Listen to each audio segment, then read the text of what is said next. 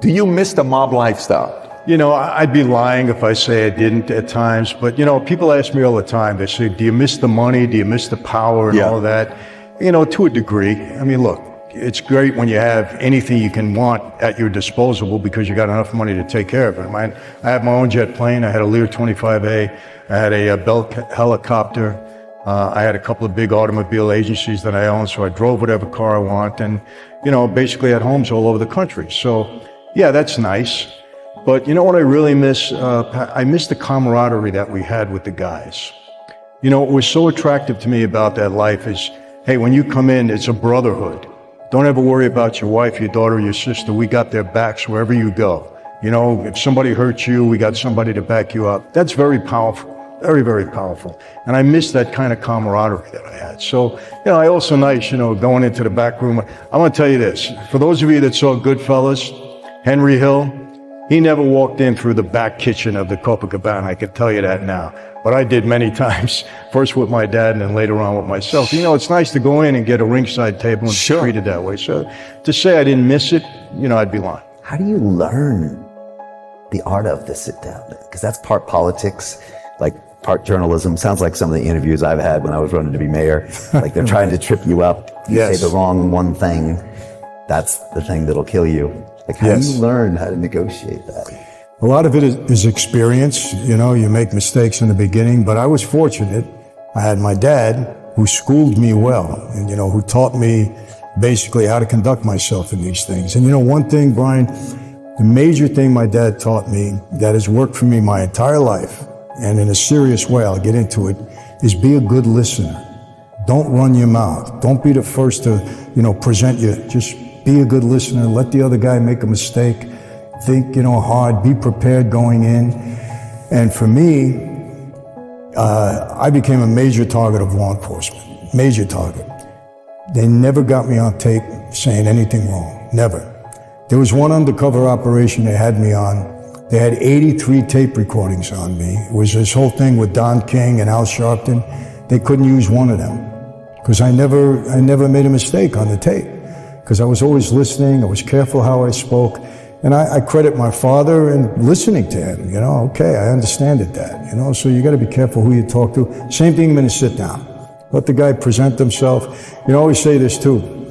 You go into a meeting, sometimes you're the smartest guy in the room, but you don't want anybody to know it. Let them think you're a dummy. You don't know anything. And they're yapping away, right? It's a big advantage. There's other times when you're not the smartest guy in the room. But if you keep your mouth shut, nobody knows that. They don't know it. So you let them talk, commit themselves. By the time they're finished, then you can become the smartest guy in the room because they told you everything. Here's the thing. It's all about the media. It's all about entertainment. I mean, look, when The Godfather came out, guys on the street were acting different because it elevated the persona of guys on the street in a big way. I'm telling you, I witnessed it. I watched it. All of these movies. I speak to young kids. Michael, come on, man. You had the cars, you had the money, you had all the women, you had people catering to you all the time. I said, I know. That was Goodfellas, right? Did you watch the second half of the movie? Who got killed? Who lost everything? Who went to jail? They don't see that.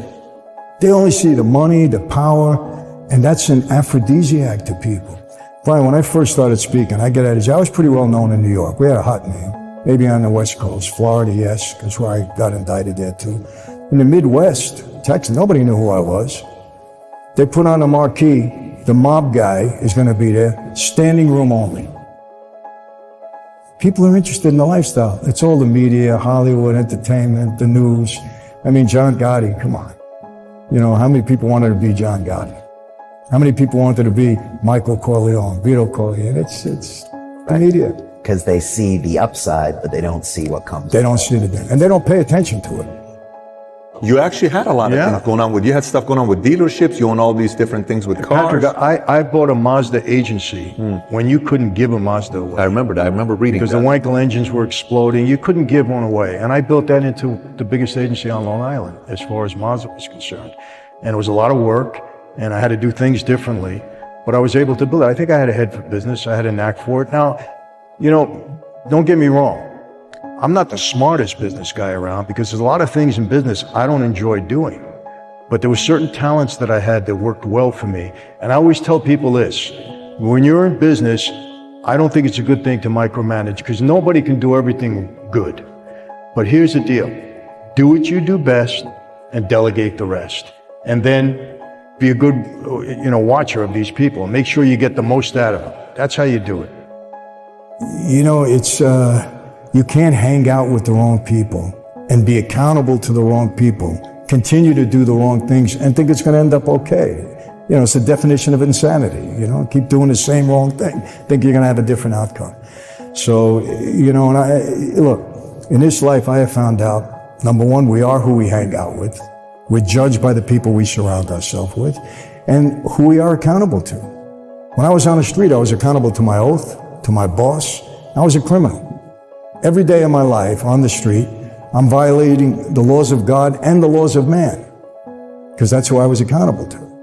Now, with the grace of God, I've been able to, transform that part of my life. I'm accountable to God, to my wife, to my children, to people that trust me. So I'm on the right path. I try to stay on it. But, remember this, it's what I tell these guys too. You can take the boy out of Brooklyn. Can't always take Brooklyn out of the boy. I have the same instincts that I've had. They don't go away. Sometimes I want to deal with things the wrong way, but I catch myself, as much as I can. But this is a tough life to navigate.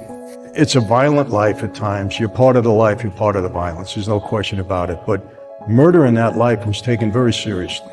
It was taken very seriously. You couldn't just go around rampant killing people. I don't like this guy, I want to kill him. A made guy had a lot of respect. And if that guy was in trouble, first of all, the only one that can order a murder was the boss. He had to sanction it. You couldn't do it without his okay. Not even a made man or a cowboy. It has to be the boss. It has to be the boss. And there was a lot of discussion about it. It wasn't that, hey, this guy's got to go. Okay, go get him tomorrow. That's the end of that. No, it was taken very, very seriously because remember, the life is built on respect. When you earn your stripes and you come into that life, you're a respected guy. So if something you did wrong, well, they're going to make sure it was wrong. And then if you violate the oath, you're going to pay the consequences. But it was something taken very seriously. A lot of people think that we just went around and random killing people and killing that's what the people on the movies tell street. you, though. The movies make it seem like that, yeah. I mean, I certainly didn't witness that in my lifestyle. You didn't witness that in your life? Not random stuff. Oh, like random. No. Random. Yeah, it was taken very seriously. Would you live the life all over again?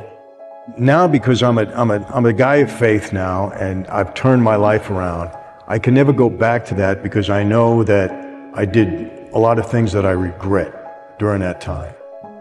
But take that away, would I want to go back and at least have that experience again? I'm being honest, and I might get ridiculed for this, but I think I might. To have the experience, because look, I learned things in that life that were invaluable to me throughout my life.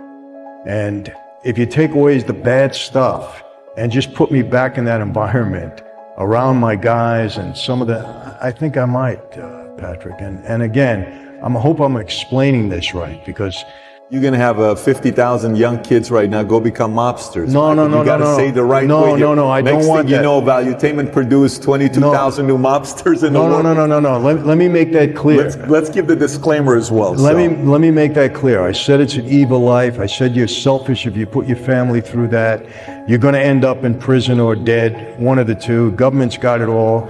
And it's morally wrong. I mean, there's no question about it. But look, there was some perks in that life, that I enjoyed. I got to be honest with you. Now, the price you pay as a result of the short time that you're going to have those perks is terrible because you're devastated for the rest of your life. So it doesn't make sense. I speak to a lot of young kids. I speak to gangbangers. I go into detention halls. I have an influence over them, obviously.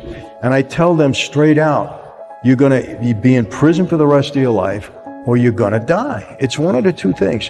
And they'll say to me, but Michael, I saw you in Goodfellas and they had the money, they had the power, they had the girls.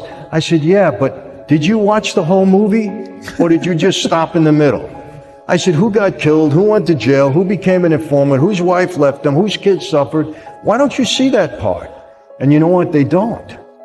They only focus on it. They don't realize it's very short-lived. And that in the end, you're going down. And so please, anybody listening, parent, don't get upset with me. I speak to these kids and I tell them the truth. It's a bad life. Don't ever pursue it. Don't ever make the mistakes that I did.